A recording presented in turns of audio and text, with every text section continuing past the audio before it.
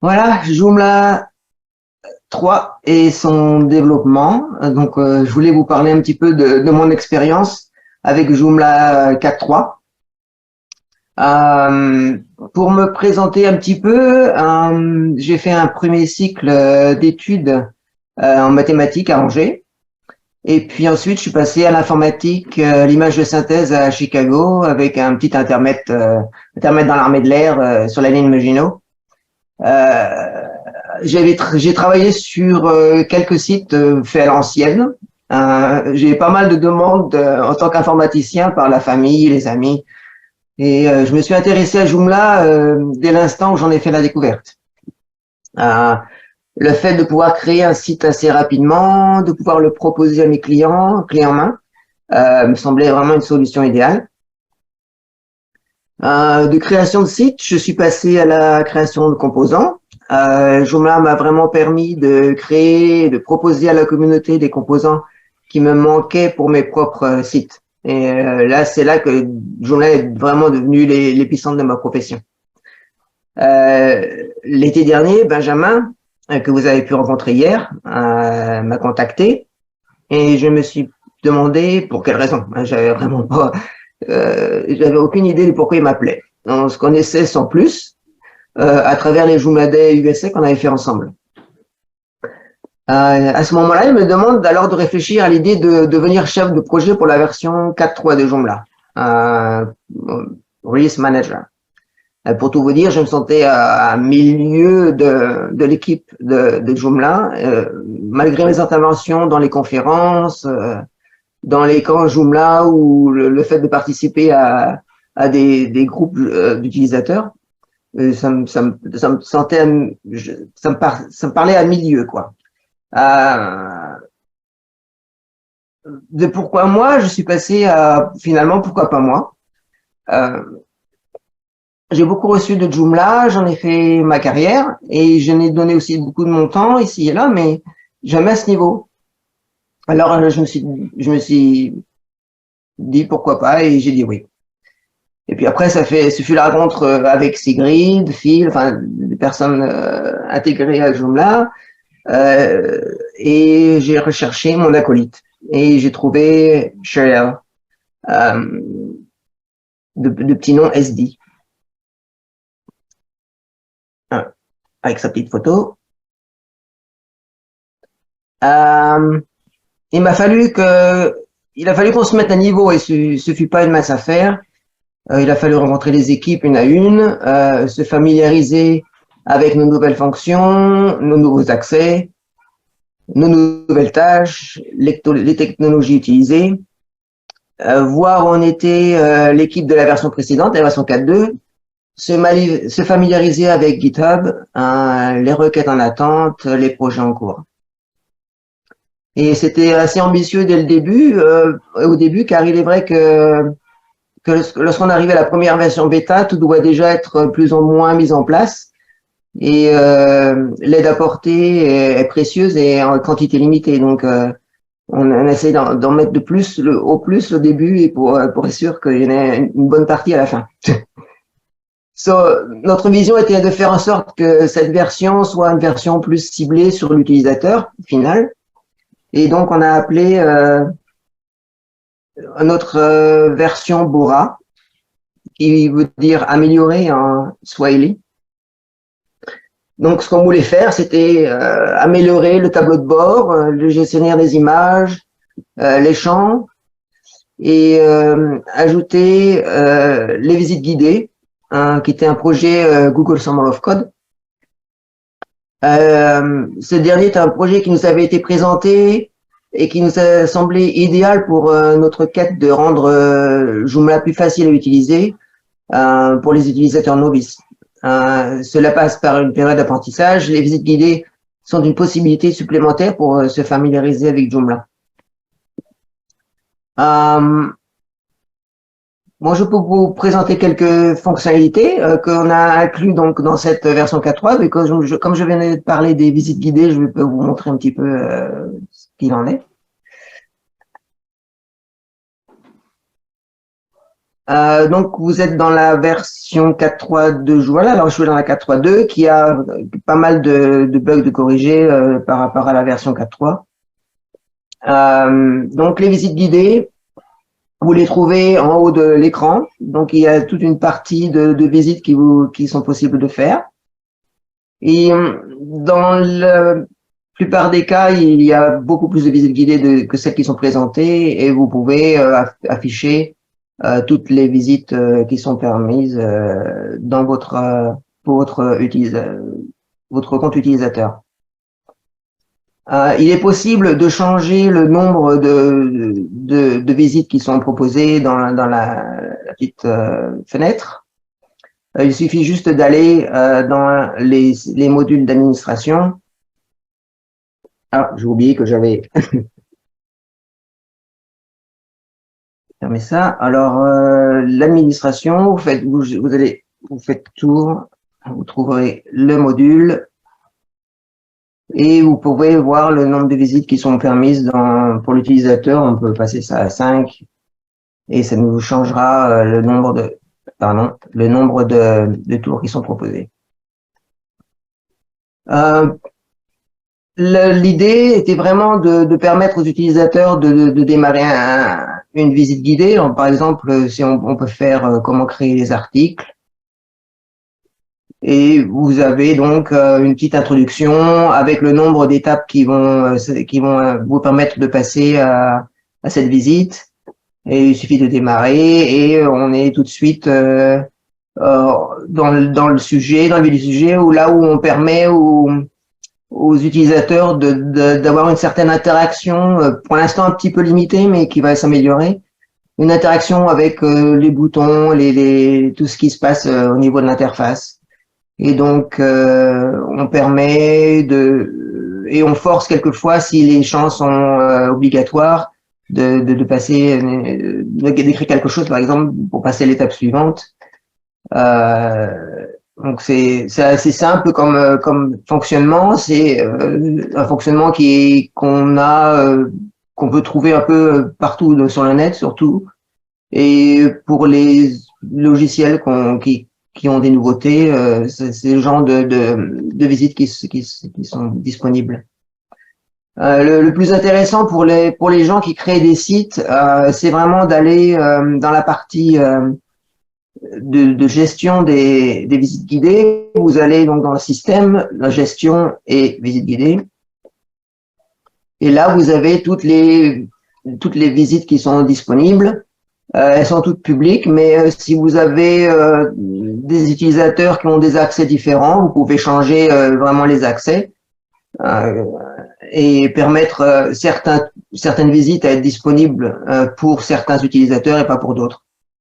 Il est aussi possible d'avoir une visite guidée par langage. Donc, par défaut, les visites de Joomla sont traduites avec des clés de traduction.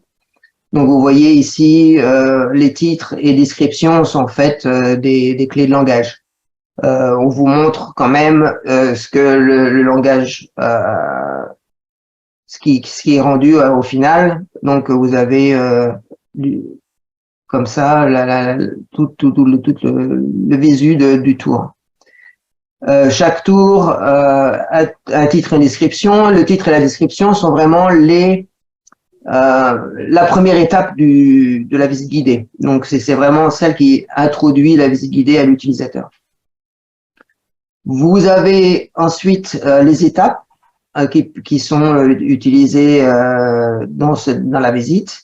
Donc, vous cliquez sur le nombre d'étapes qu'il y a et vous arrivez à l'écran des étapes. Alors ici, la liste vraiment est présente d'une certaine façon et la façon dont c'est présenté dans la console et la façon dont dans l'ordre dont les étapes vont être présentées à l'utilisateur. Par exemple, si vous avez la première étape ici, vous avez aussi, dans le cas de Joomla, on utilise des langages des clés de langage. Donc, on a aussi la clé de langage, ce que ça veut dire, et puis la description. Dans les descriptions, il est possible de ne pas avoir de clé de langage. Vous pouvez tout à fait avoir une visite guidée sans clé et avoir vraiment le texte original dès le titre et la description. Il n'y a pas de souci. Vous pouvez aussi rajouter des images ou des vidéos, des choses comme ça par étape.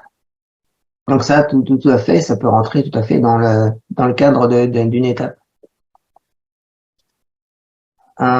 Si vous créez donc une nouvelle étape, ici, on peut vraiment, quand on crée une étape, il y a pas de clé, donc vous pouvez écrire votre texte sans problème. Ou alors, si vous voulez utiliser une clé, il faut qu'il y ait dans la clé le mot-clé guided tour pour s'assurer que l'interface récupère votre sache que c'est vraiment une clé à traduire et non pas un texte final.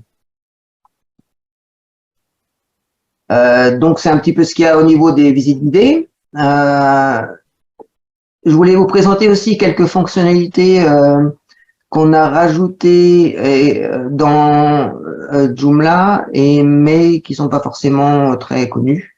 Bon, j'ai commencé quand même par le gestionnaire des médias parce que c'est quand même une avancée intéressante.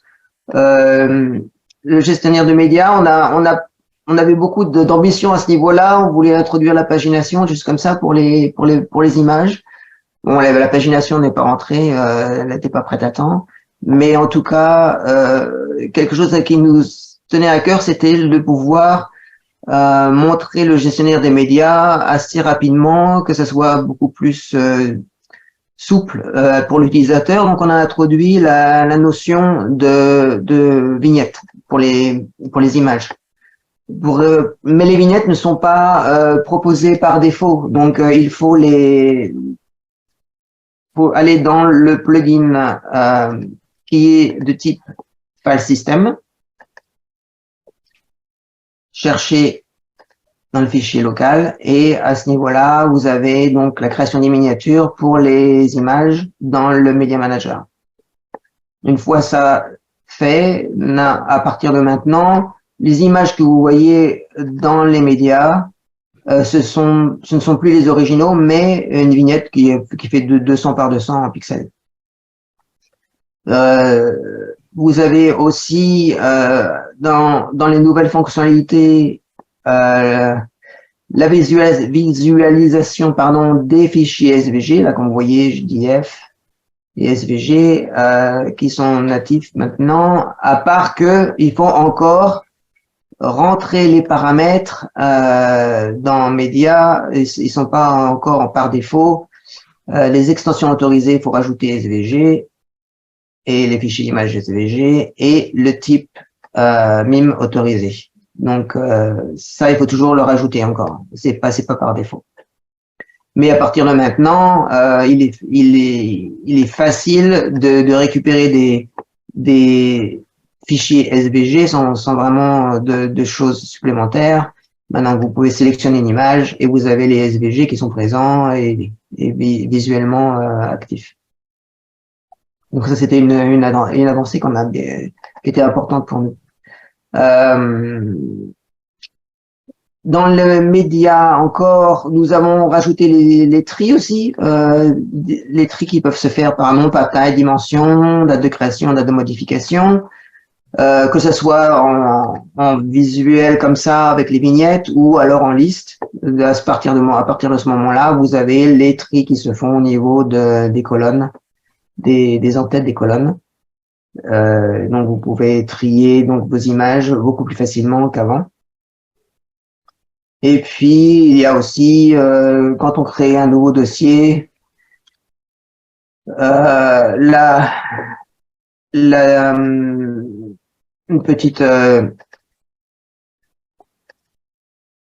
petit visuel pour dire à l'utilisateur que les images peuvent être rajoutées, glissées, déposées dans le média. Donc ça, c'était les nouveautés du gestionnaire. Je voulais montrer aussi ce qui a été amélioré au niveau des des champs. Par exemple, nous avons un champ, un attribut supplémentaire pour les champs de type texte, qui est très intéressant. Je peux vous montrer ici le résultat et je vais vous dire après comment ça se passe.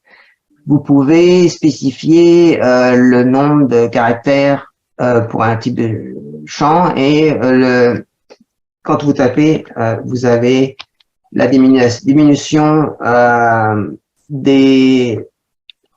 du compteur, des caractères, jusqu'à ce que vous ne puissiez plus en rajouter. Donc ça, c'était une petite amélioration qui a été rajoutée. Il suffit, quand vous faites la création de formulaire, je vous montre ça tout de suite dans le code, c'est tout à fait simple. Il suffit d'aller, là j'ai mon champ note que je viens de vous montrer, qui a le supplément. Il suffit d'avoir max length comme attribut, et puis char counter à vrai, et à partir de ce moment-là, vous avez une petite information supplémentaire pour l'utilisateur. Il a été aussi rajouté un autre type de validation. Je vais aller maintenant chez un contact. Dans un contact, je vais vous montrer que on peut... mon contact est parti. Comment ça se fait? C'est pas grave. Je vais vous montrer tout de suite. Dans le contact ici, nous avons maintenant dans le champ de type téléphone, qui est en fait un champ de type texte. Vous pouvez rajouter une pattern. Donc, pour dire que quand vous validez un numéro de téléphone, il peut avoir un certain format, par exemple 3 chiffres, un tiret, 3 chiffres, un tiret, 4 chiffres, comme c'est écrit là. Donc, c'est les patterns, je sais même pas comment ça se dit en français, qui permettent, qui sont en fait du regex, hein, pour les gens qui sont habitués. Il suffit après de rajouter qu'il faut valider avec une classe téléphone, valider tel. Donc ça c'est important. L'utilisateur ne pourra pas sauvegarder le formulaire si le pattern n'est pas respecté. Il y a un petit problème, c'est pas un problème, mais en fait il faut rajouter quand même une petite description à l'utilisateur manuellement pour pouvoir dire en fait oui, il faut un numéro de téléphone de tel type, parce que on n'a pas de visu dans le champ qui montre ce qu'il faut rajouter. Donc c'est vraiment au niveau de la sauvegarde ou au niveau du passage au champ suivant où on s'aperçoit qu'il y a une erreur dans le téléphone. Ensuite, on a rajouté les champs conditionnels. Alors ça se fait au niveau des champs. Donc, j'ai créé un petit champ conditionnel c'est un champ de type texte, radio, pardon, qui dit champ ou pas. Je veux rajouter une note, je veux pas rajouter une note.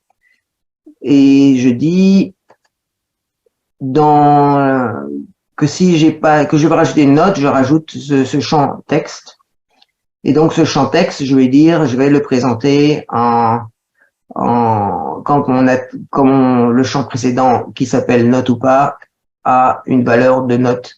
En fait, donc ce qui se présente au niveau du formulaire lui-même, si je vais dans les articles, ça nous fait un champ il n'y a pas de note et il y a une note. Donc vous voyez, ça permet l'affichage ou non de différents champs. La même chose se passe au niveau des champs des sous-formulaires. Il est possible aussi d'avoir ce genre d'interactivité. Par exemple, ici, j'ai créé un champ interactif avec une photo, un propos et un statut. Si mon statut est à aucun, il ne se passe rien. Olivier, Oui, pardon, mais on n'a plus d'images qui défilent. c'est ma faute. Oui, alors j'ai recommencé du coup. Oui, alors donc, les champs conditionnels, si vous avez un champ conditionnel avec une note ou pas de note, vous avez la note additionnelle qui s'affiche ou pas. Et pour les sous-formulaires, vous avez la même chose. Ah, je suis vraiment désolé d'avoir loupé ça. Vous avez donc un champ qui peut se faire, c'est un champ statut ici, qui vous permet d'afficher un champ supplémentaire si vous êtes sur quelque chose qui n'est pas aucun. Donc, je vous montre comment ça se fait au niveau du code des champs parce que c'est un petit peu spécifique. Pour un champ tout simple de note ou pas, donc celui-là il s'appelle note ou pas, mon champ note additionnelle se présentera que si mon champ note ou pas a une valeur de note. Donc ça c'est assez simple de voir. Par contre, quand vous êtes dans un sous-formulaire, c'est un peu plus différent. Ici, par exemple, nous avons donc le champ de style statut qui a différentes valeurs ici. Donc, il n'y a aucun permanent volontaire temporaire. Et ce champ, quand je regarde, il a une valeur il a une idée de 7. Et si je veux montrer un champ en fonction du statut, à ce moment-là, quand je suis dans un sous-formulaire, je ne peux pas donner son nom. Il faut passer par la syntaxe qui est utilisée dans les sous-formulaires. Donc, je vais utiliser le champ field avec sa valeur d'id 7. Et là, je me présentais que je montre ce champ-là que si c'est pas un champ de valeur aucun. Donc, c'est un petit peu différent au niveau des sous-formulaires. Donc, c'est un peu plus compliqué à comprendre dans certains cas.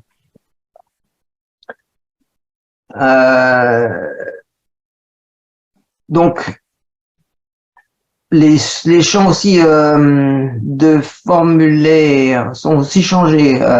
Donc, j'ai l'auteur qui est mon sous-formulaire. Je peux maintenant le présenter de différentes manières. Je peux le montrer en tant que formulaire, comme vous l'avez vu, ou en tant que table. Si je le fais en tant que table, je vais retrouver un champ un peu différent. Il va se présenter du coup de manière comme un tableau. Et donc, je vais avoir mes champs dans une configuration un peu différente. C'est pas très pratique à utiliser, surtout si vous avez beaucoup de champs dans votre formulaire. Et le problème avec les champs conditionnels, c'est que la colonne elle va toujours s'afficher même s'il n'y a rien dedans. Donc là, vous voyez que le statut, info statut, mon champ va s'afficher si j'ai un statut, mais bon, c'est pas très visuellement, c'est pas très intéressant pour l'utilisateur, je pense.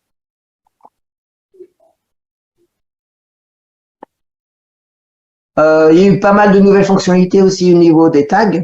Donc il y a eu un nouveau routeur. Ça nous a créé quelques petits problèmes avec les sites en multilingue. Mais bon, maintenant c'est corrigé, il ne devrait plus y avoir de problème normalement. Et puis maintenant, bon, il y a eu quelques petites fonctionnalités, peut-être petite correction donc au niveau des tags à ce niveau-là. On a aussi quelques améliorations pour la gestion des substituts, par exemple, quand vous allez dans votre template. Si je vais sur mon template de site, je vais, donc je suis dans Cassiopeia, je regarde les fichiers, et si j'ai des changements par rapport à l'original, je peux maintenant voir les différences en côte à côte, mais vous avez toujours l'option de le faire l'un au-dessus de l'autre comme c'était avant. Il suffit juste d'aller dans les paramètres des templates. Donc, si vous avez dans le panneau d'administration la configuration globale, template, vous avez toujours l'affichage des différences de fichiers côte à côte ou en ligne. Donc, c'est toujours possible.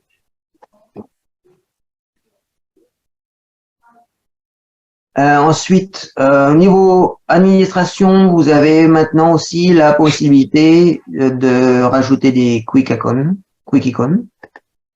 On était un peu limité jusqu'à maintenant, mais à partir de maintenant, vous avez vraiment toutes les icônes possibles et imaginables par rapport à toutes les fonctionnalités qui viennent par défaut avec Joomla. Donc maintenant, il suffit de sélectionner celles que vous désirez assez facilement. Donc ça vous rajoute les icônes que vous voyez ici. Hein. Vous pouvez créer des groupes différents aussi si vous voulez et permettre de complètement personnaliser votre interface, surtout pour vos clients. Il y a eu encore beaucoup d'autres optimisations. Mais je vais pas passer du temps dessus, mais bon, je pourrais vous dire qu'on a travaillé sur les CAPTCHA.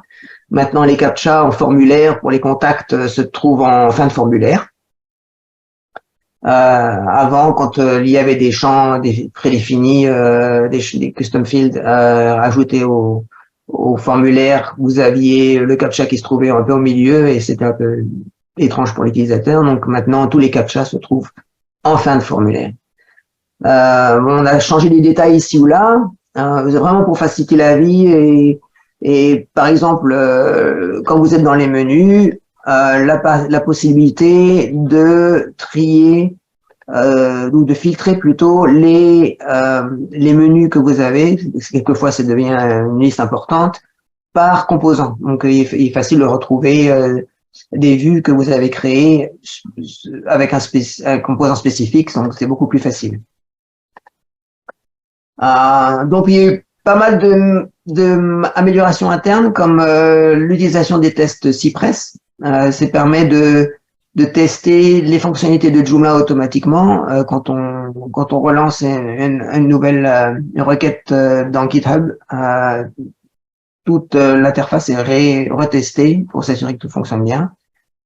On a eu le support pour Bootstrap 5.2 qui était important, et puis un meilleur support pour le PHP 8 en vue de supprimer toutes les fonctions qui sont dépréciées pour la version PHP 9. Donc à partir de 4.3, on est à peu près, je pense, prêt pour PHP 9. Et donc les versions suivantes seront définitivement à point pour ça. Pour plus d'informations sur ces fonctionnalités, vous avez l'article qui se trouve dans les actualités de Joomla.fr. L'article s'appelle Quoi de neuf dans Joomla 4.3. Je crois que c'est Cyril qui l'a écrit et c'est très important. Il a passé vraiment toutes les fonctionnalités que je lui avais présentées et donc c'est un article que je vous préconise. Donc pour ce qui est de Joomla 4.3, donc nous sommes en phase de correction des problèmes donc rencontrés dans Joomla. Donc vous n'avez plus de nouvelles fonctionnalités jusqu'à la version 5. La version 4.4 sera une version qui permet de mettre à niveau le code et ce sera un tremplin vers Joomla 5. Donc il y aura une consolidation du code et surtout un plugin d'aide à la mise à jour. Donc pensez un peu comme le plugin qui a été créé pour la version 3.10 qui permet d'aider l'utilisateur à donner des informations importantes quand il faut passer à la version suivante. Qu'attendre des mes améliorations par rapport à ce qui existe en 4.3 pour les visites guidées? On a décidé de continuer à travailler dessus assidûment parce que on voulait quand même inclure les visites guidées même si elles n'étaient pas complètes pour que, une fois le projet inclus dans Joomla, les utilisateurs et les développeurs pouvaient donner leurs idées et améliorer le logiciel. Donc, ce qui vient dans les visites guidées pour la version 5, vous aurez une notion de démarrage automatique. Donc, toutes ces fonctionnalités sont en cours de création. La notion d'étape conditionnelle qui permettrait d'avoir des étapes qui ne s'affichent que si une fonctionnalité est présente ou pas. L'import et l'export des visites guidées pour transférer celle-ci plus facilement d'un site à un autre. Cette fonctionnalité, on ne sait pas encore si elle sera intégrée à Joomla ou si elle sera proposée comme une extension supplémentaire. On va encore voir ça. L'améliorer du phrasé des tours existants, enfin des visites guidées existantes, et puis un guide de démarrage. Dès qu'on rentre dans l'interface, pour une nouvelle installation, avoir la possibilité de démarrer une visite guidée automatiquement, comme ça se fait dans beaucoup de logiciels. Au niveau des champs conditionnels, il y aura des améliorations sans doute aussi, parce que les affichages des valeurs n'est pas encore conditionnel. On a l'affichage des champs, mais on n'a pas l'affichage des valeurs en conditionnel. Donc, par exemple, si vous avez des champs conditionnels dans un email, quelle que soit la valeur d'un champ précédent, le champ conditionnel suivant sera montré s'il a une valeur. Donc il y a encore quelques petits trucs à corriger. Et puis, dans la version 5, je pense que Benjamin vous en a déjà un peu parlé, mais c'est surtout une version qui finalise le code, donc et qui introduit de nouvelles fonctionnalités, un nouveau look au niveau du web et un nouveau look en général. Vous avez l'introduction des fonts awesome. Jusqu'à maintenant, on travaille avec les icônes qui sont de la version font awesome 5. On passe à la font awesome 6. Donc, on aura vraiment tout le panel des icônes qui sont proposées maintenant dans font awesome. On aura le support de Bootstrap 5.3. Donc voilà. Mais bon, tout ça, il y a beaucoup de choses qui se sont planifiées, mais vraiment, ça dépend aussi de l'aide qu'on reçoit de la communauté entière. Donc,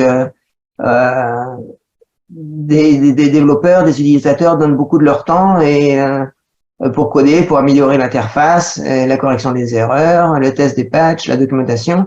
Donc, si vous avez des centres d'intérêt, des choses qui vous intéressent, il y a vraiment une équipe dans Mattermost qui peut vous aider. Il suffit juste d'aller dans Mattermost et de faire des demandes si vous voulez aider à quelque chose que ce soit. Il y a toujours des choses à prendre. Et puis, n'hésitez surtout pas de mettre la main à la pâte si vous avez vraiment envie de participer au projet de Joomla. Et puis, pourquoi pas devenir un prochain chef de projet pour une version. Voilà. Eh bien, super, merci beaucoup Olivier. Je demande de voir si des gens ont des questions. Le dernier lien dont il parle là, pour la demande de volontariat sur des alors depuis quelques mois, Joomla a décidé de concentrer dans un nouveau système de chat qui s'appelle Mattermost. Ouais. En fait, c'est devenu le point central de Joomla pour permettre à toutes les équipes de communiquer entre elles en un seul et unique outil. Et il y a des groupes, des dossiers différents en fonction de chaque thème dans lequel on veut participer ou pas, que ce soit sur le magazine de Joomla.org, par exemple. Il existe un onglet spécifique où Anja fait le nécessaire pour que chaque mois il y ait une dizaine d'articles. Ça fait partie de ça, quoi. Et Mattermost est devenu l'outil de communication internationale. Voilà. Oui, il y a vraiment des centres d'intérêt pour tous dedans, que ce soit la documentation, que ce soit le test, des fonctionnalités, vraiment. il y a aussi des choses, des endroits où vous pouvez vraiment discuter, poser vos questions, vraiment tout simplement. Même les questions les plus débiles ne sont pas sont autorisées. Des plus simples, mais et même quelque chose que vous pensez que vous trouvez stupide de poser, il n'y a pas de problème. Posez la question, il y a toujours quelqu'un qui peut vous aider. C'est plus facile que d'aller sur GitHub et aller créer une demande où voilà, c'est là vraiment on a un réseau social complètement dédié à Joomla. Je pourrais le communiquer après. Ouais, oui, il n'y a pas de souci. Ouais, c'est plus convivial que les forums, par exemple. Ouais. Puis là, on discute vraiment en direct avec vraiment des gens de tout du monde entier, en fait. C'est un peu notre réseau social. Est-ce qu'il y a d'autres questions? Aussi, je suis allé chercher un café. Question très pratique et très basique. Dans le Media Manager, est-ce qu'il est possible de fournir l'URL de l'image, de pouvoir voir l'URL publique de l'image depuis le Media Manager? Ça l'est déjà. Non. Parce que je sais qu'il existe des composants de Media Manager. Non, mais tu as une classe de nettoyage en fait On est en train de demander si dans le Media Manager, il y a possibilité de récupérer le lien, l'URL de l'image. De récupérer ou d'en mettre un, parce que De le récupérer. De récupérer. Ouais.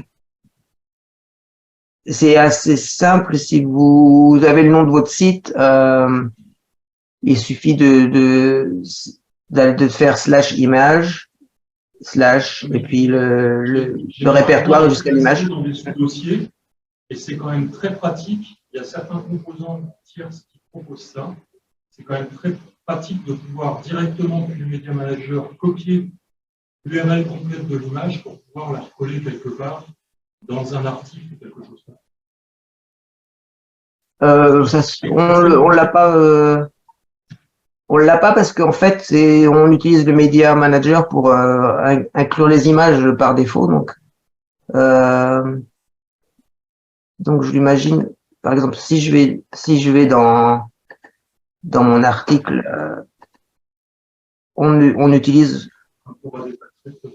Quand vous êtes dans l'éditeur, vous utilisez Media pour inclure vos images. Donc c'est pour ça on n'a pas.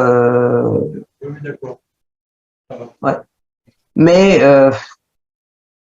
si vous récupérez une image, par exemple,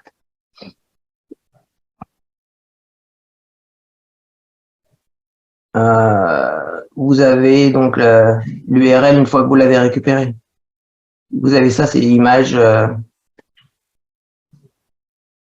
Et donc, si vous voulez le mettre dans un article, vous pouvez juste rajouter cette URL. Il faut passer par le Media Manager par contre pour savoir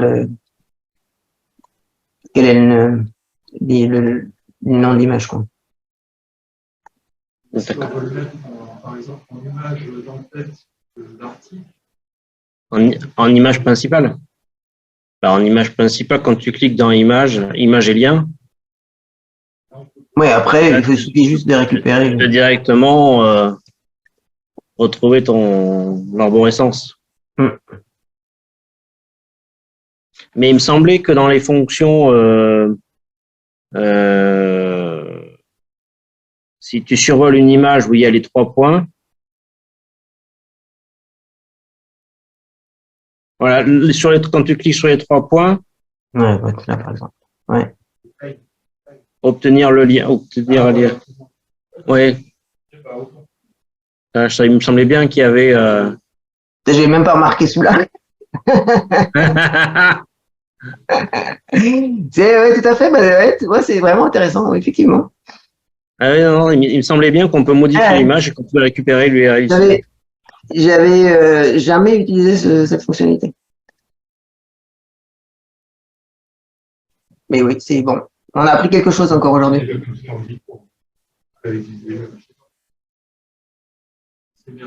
Non, c'est que J4. Là, Le modifier et couper les règles. En J3, ça y était Non. pas. Non.